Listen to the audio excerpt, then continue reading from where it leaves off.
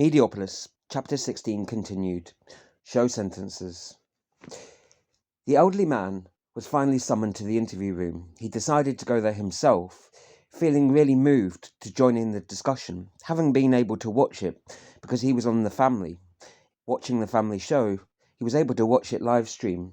I felt moved to join in the conversation, to add his twopence worth, really, because he was intrigued by it, and also felt he had something to add himself.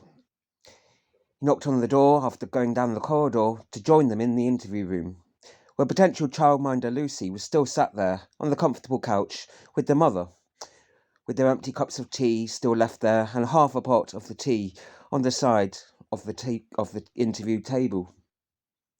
The elderly man had explained his name and said he had a series of names. He believed that he collected those names due to a series of different shows over many years that he was on. But he was trying to figure out still what order that those names came in and how they related to each other. Also, some of the names he'd still admitted he was vague on, some of the much earlier ones from so long ago. He said that he was trying to figure out his sentence, that if you put all the different names that you've been given and you put them together, that somehow they would form some kind of sentence to make life meaningful, that you could use to introduce people. It will be a concise, relevant story, a very short sentence, a short story of your life. Just a very concise account of it, really, by way of just quick introductions to people, something that was quick and easy to hand out. Having watched the whole discussion, he really felt like showing up to say that names aren't earned. That's at least what he believed. You earn the names along the way. You are often given names by the show you're on, by its directors, or you gradually were given and awarded the names after a time by the audience. They chose whatever name was suitable, or they adapted the name you have to whatever they thought was most suitable. As the show went on, it then became voted on and became the choice of those that watched the program, because they would know you much more than yourself often. If they had watched long enough, then they would get to know the nature of the program and could summarize it up much more clearly than an individual could often, with a larger group having a greater access to a larger range of different ideas and words. Those words he'd been allocated and given on various shows over the years. Not that he'd accepted all of them. Some of them he found were quite moving and appropriate and just right for the particular show that he was doing for all that time. And he gathered a whole collection of those different names, the ones that he did feel fitted well and were just about his essence of what he did during that time, gave some sort of meaning to that period or chapter within his life.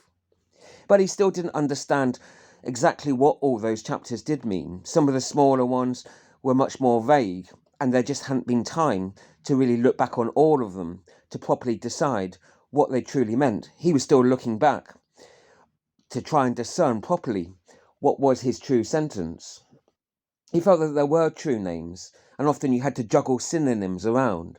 Sometimes you'd find something that wasn't quite an exact fitting name, but it was near enough, and you had to slowly, carefully adapt it to fit your needs. As you went on, you got to find out whether you could live up to the name or not. That was it, of course.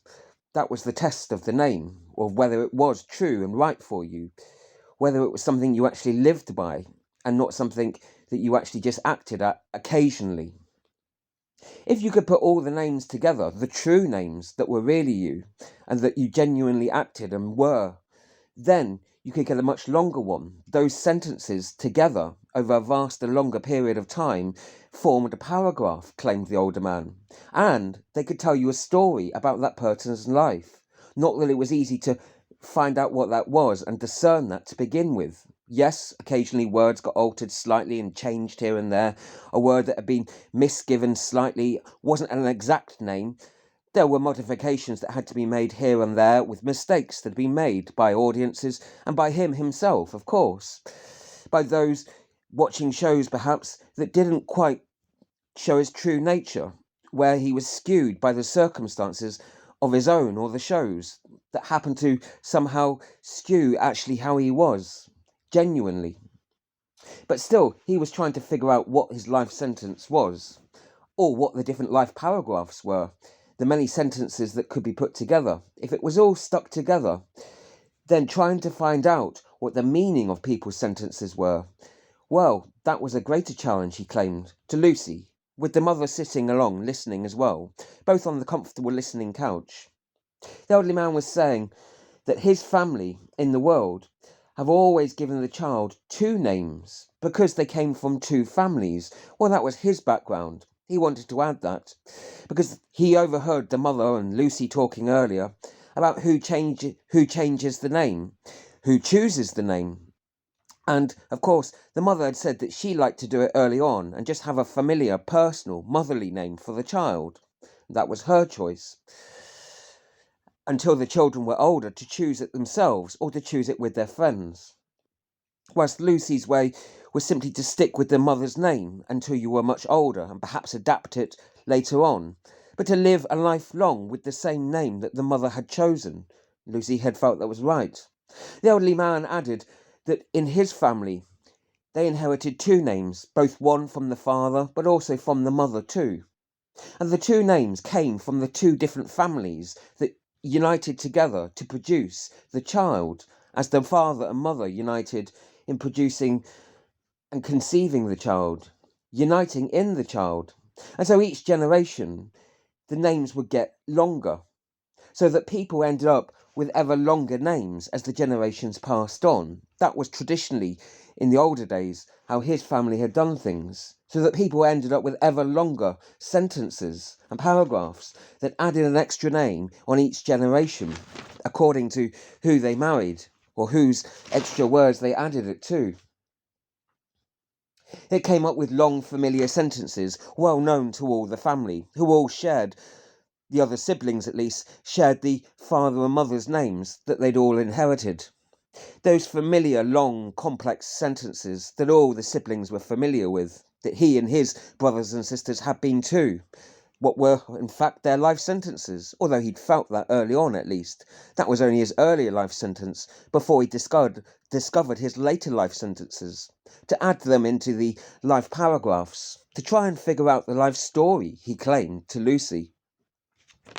He had to try and figure out the meaning of what those original two sentences, his mother's sentence and the father's sentence, that had been united together in his own sentence, when they got joined to make that sentence the family sentence, when they joined together with his own latest story sentences. They then formed the original chapters of his story, joining together, making a much longer story, until it became almost a short novel.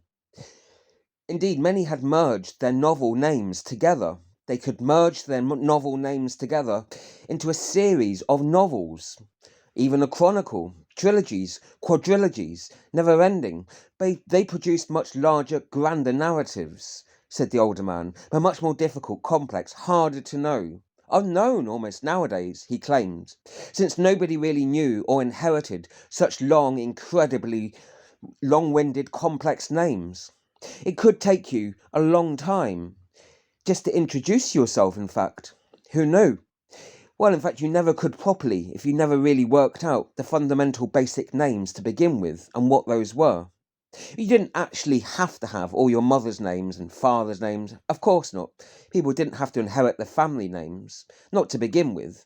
You could make your own names, create your own names later on, without having to have that familiar naming start to add it to. But it was useful and helpful, and got to know a lot about the genetic naming as well as your actual characteristics.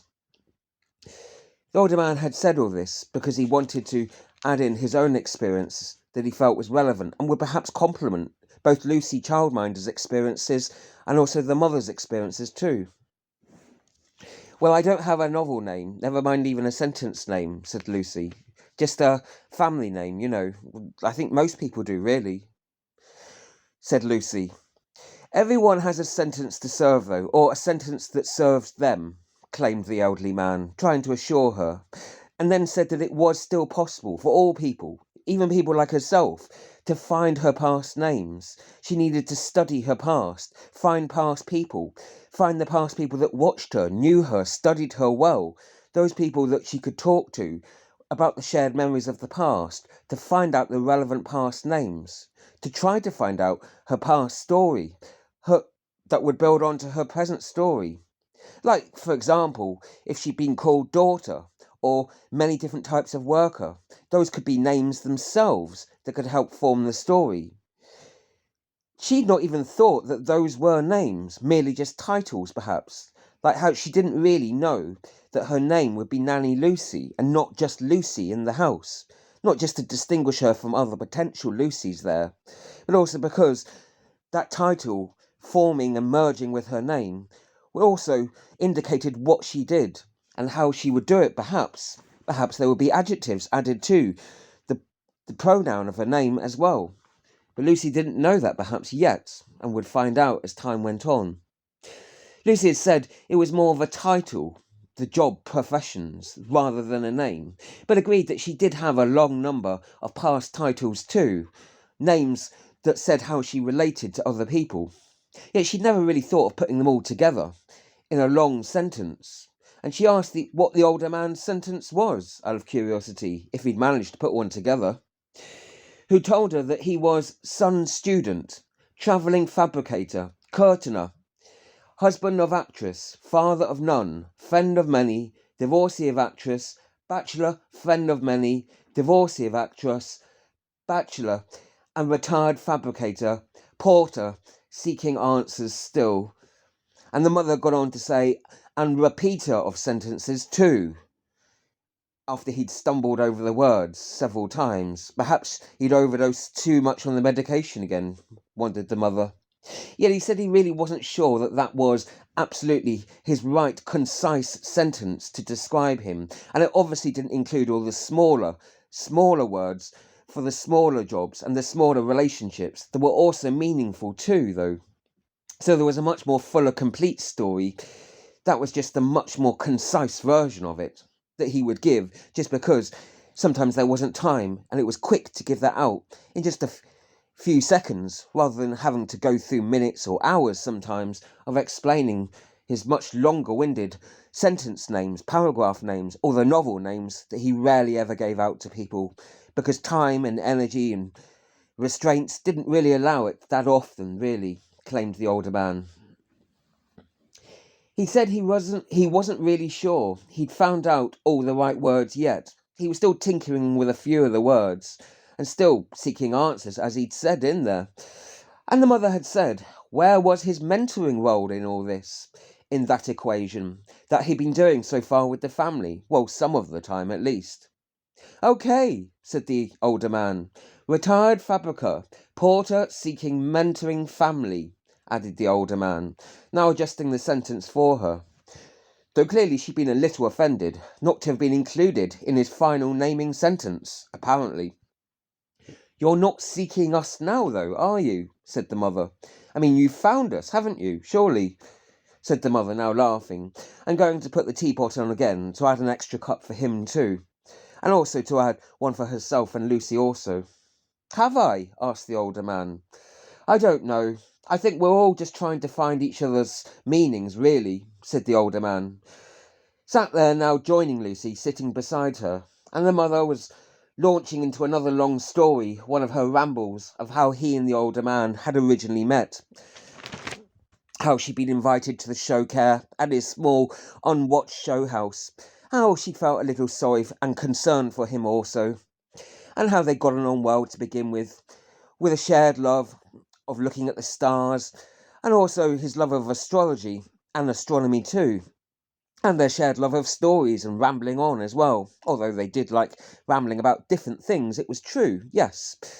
And when she'd mentioned that some of her younger sons were also studying similar subjects to him, and she'd learnt some about that also, there was another shared interest that they both had as well. The mother had explained this carefully to Lucy, wanting to give an origin to how they both met, her and the older man. Since the children would not get home for a long while, she had plenty of time to talk still. They still had a while to talk, and the older man had gone on a long lecture afterwards to poor Lucy, saying to her, You've got to find out your sentence.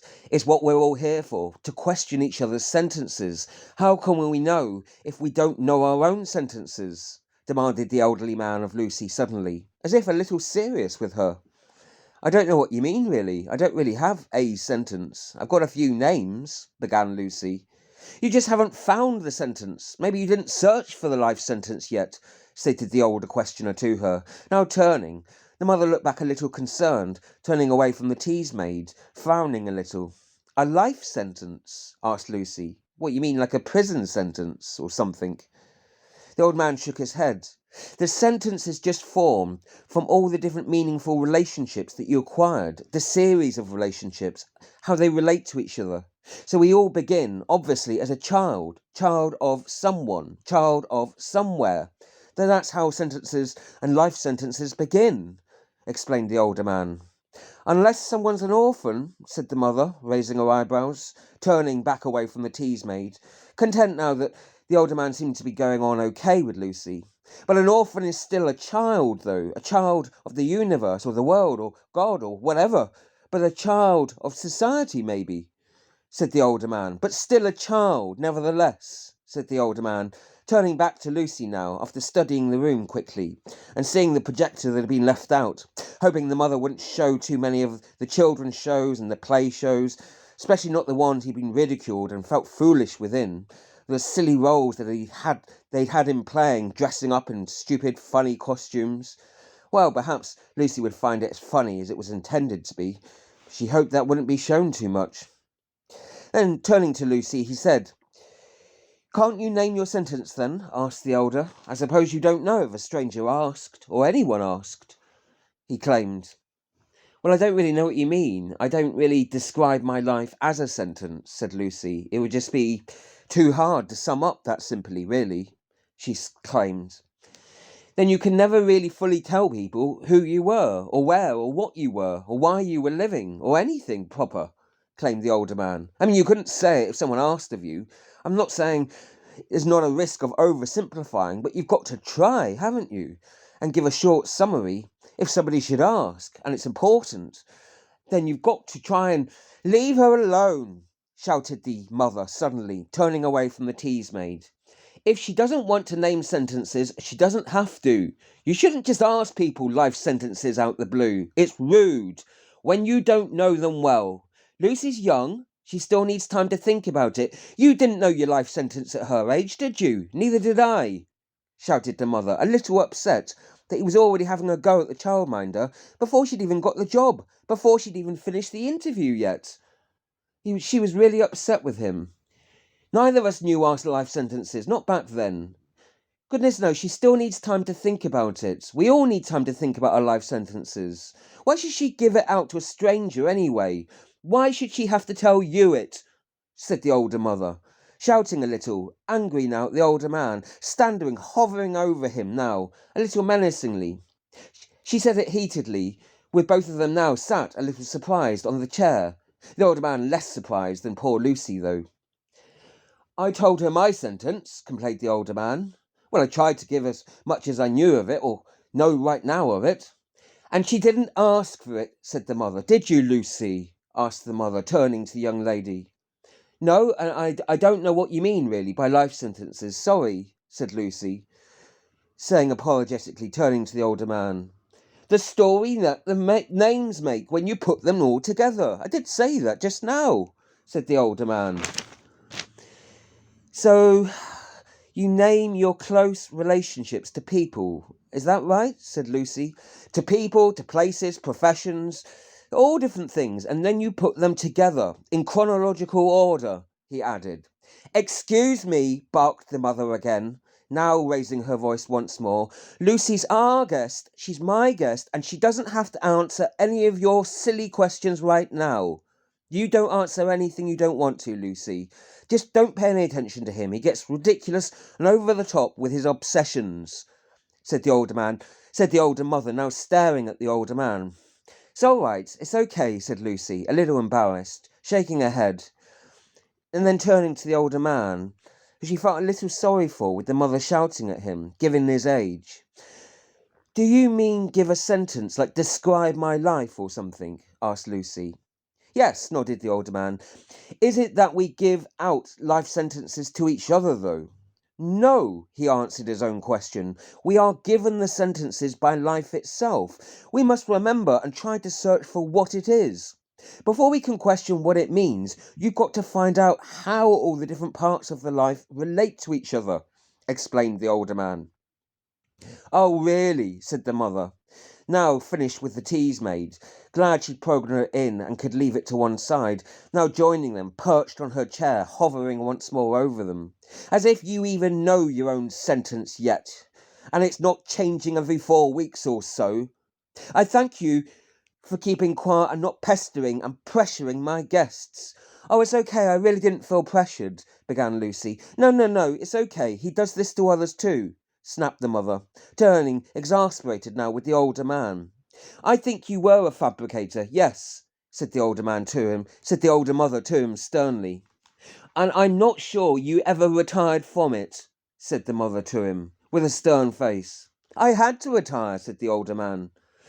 I tried to fabricate as long as I could, but I just had to stop. Well, what is a fabricator? Asked Lucy. Professional fabuler, said the older man. I was a curtainer too. Working with curtains? Asked Lucy. Yeah, like curtains. Opening, closing up, opening to lights, closing for the night, explained the older man. Knowing when to open, how to close, and when to do it. It was always a challenge. I did it for shows, but many years back, said the older man, thinking back on it. Why did you get into the fabrications, though? Asked the mother, still stern with him, though a little softer. Why does anyone fabricate? Asked the older man defensively, shrugging. Because we all do. Because we did. Because, well, I don't know. Why did the first man fabricate? Why does anyone? He asked it to the mother pointedly, who sat there now considering the question. I don't know, she shrugged. Maybe out of shame. Because people felt ashamed and they had to fabricate something to cover up themselves and their shame, she suggested. Is that what you think of my career? That it was all based on shame or covering up things, hiding things away or something? Demanded the old man of her. Now tutting and shaking his head, Lucy felt a little embarrassed, looked away from them both. Trying to cover up some shameful secret or something? Asked the older man of her. Well, you tell me, I don't know. I didn't know you back then, did I? And I wasn't a professional fabricator too, I don't know much about it, claimed the mother. It's because of the fear of others, and the desire of others too. The love of others drove me to it sometimes, stated the older man. No, it wasn't just out of a shame, he restated. The fear of others or yourself? Asked the older mother now. The fear of all of us, I suppose, said the older man. It's why we all fabricate, really, to some extent. I know we don't all go into it professionally, of course not. But it's also for the love of others, the desire for all of us too, said the older man, who was a little angry and agitated, but perhaps a little passionate about his own beliefs too. Lucy knew nothing about what all this was. I'm sorry to question your work. You mentioned it in your sentence. I'm sure you did what you thought was right at the time, or loving, perhaps. I don't know what a fabricator has to go through. By the sounds of it, you're still trying to make sense of it yourself. So why are you expecting this young lady to have any answers to her life, when you don't seem to have answers as to what it means yourself? Asked the mother now, turning back to Lucy. I wasn't expecting her to know. I'm just asking out of curiosity. Just that she might try to, get her to think about it or something, said the older man. Maybe only God knows our life sentences, and it's not for other people to know, said the mother. Or, I don't know, aliens know yours, if that's what you believe in, she suggested to the older man. We shouldn't be demanding life sentences from each other, not at a whim, said the mother. It could be a sensitive thing, she said to the older man, tutting now, as the tea's maid began to roar on, heating up its water. I wasn't, and I'm sorry, he said, turning to Lucy. She shook her head, saying it was okay. No, I really am sorry. I wasn't meaning to have a go. It's just I felt inspired after what you were saying earlier. I just think if you can name your sentence, you're halfway there to trying to understand what it all means. That's all. I just wanted to say how I felt about it. explained the older man defensively, sitting back away from them both a little in the chair now. Well, I've never really tried to make a sentence out of my life, to be honest, said Lucy. One sentence just doesn't seem long enough for a whole life, said the mother. Well, nobody said how long or short the sentence could be, concluded the elderly man, though. They could go into paragraphs. It does make a novel life, eventually, said the older man. What were you before you were childminder? Said the older man, after a while of awkward silence, now, none knowing where to go off and what to ask, with the awkwardness of it all. Lucy was embarrassed that these two would be arguing like this in front of her, and the older man would come in, expecting things of her, demanding questions of her. And she was a little glad the mother had at least defended her a little. Well, that was just my first job from an earlier age, childminding. My only job, really, because I've gone on to doing it. I've been a governess for several families. Well, it's been my only job, really. Childminding for lots of different families, really. But before that, asked the older man, before you were childminding? Well, I didn't have a job before that, answered Lucy. Oh, before you were a daughter, surely, and a child, surely. No, she was born an older woman, said the mother. Stop asking ridiculous questions of her, she snapped. And the teas maid began roaring, and she went over there to pour them all a drink. Stop asking too many questions of her. You see what I have to put up with, Lucy? He's not really like this, only to begin with people. Once you get to know him, he's really all right and he relaxes more. Once he knows a little about people, he relaxes more. Honestly, said the mother, trying to reassure, and making a face at the older man now, as if trying to appeal to him in some way. An alarm then suddenly went off that the old man was wearing strapped to him. Apparently it was a reminder for him to take the next medications. He apologised to them both, especially for his brash rudeness on his first encounter with Lucy, bowing slightly to her on his apology, and she accepted it. She said that she was happy to have listened to him, and that she was sorry that she knew nothing about passing on life sentences on herself or anyone, and just knew nothing about that, really. And fearing that the children would be returning from their school trip soon, the older man took his notes and then left off for his room, before telling Lucy that he was really glad that the family had taken him onto the family show, as his old show was really lonely and he'd felt so desperate there, and that if she decided to join them, he promised that he would talk much more calmly and reserved with her. Although he said this a number of times to her, as if he was trying to also convince himself, as well as the mother, of this, that he didn't really just fly off into whimsical emotions with disregard for others on a regular basis, or to all of the visitors that happened to pass by. And that wasn't why he was alone in his room all the time, and had had such a lonely show for so long. And he left the room, bowing slightly to them, offering once more his apologies meekly to Lucy once more, who appeared to accept it also, nodding back to him. The mother sighed after he'd left the interview room. Once he'd left, and said he normally was actually only rude to people on the first few times, that he'd tend to get nicer the more he did get to know them, so perhaps she was over the worst of it, and that if she persisted with him, he might actually improve. He generally did, in time, said the mother. Only the first few times of meeting him, until people got to know him better. And once he got to know their sentences better, he felt more at home and more comfortable. Once you got to know him, he really could be a little kind sometimes as well.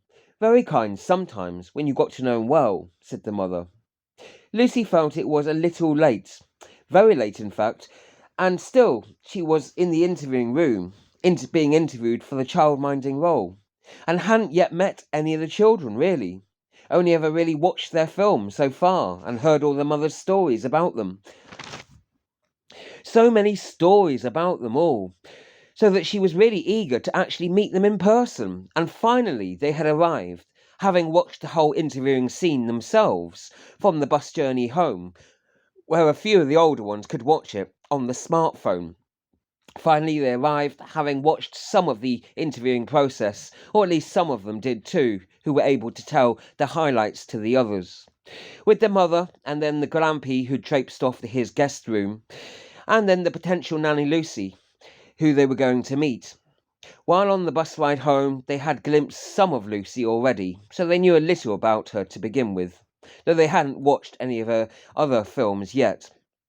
Before she and the mother had opened the door of the show house to them, asking them how their school trip had gone, and they were all then taken up to the dining room, where there was more room for the group interview with Lucy, potential childminder.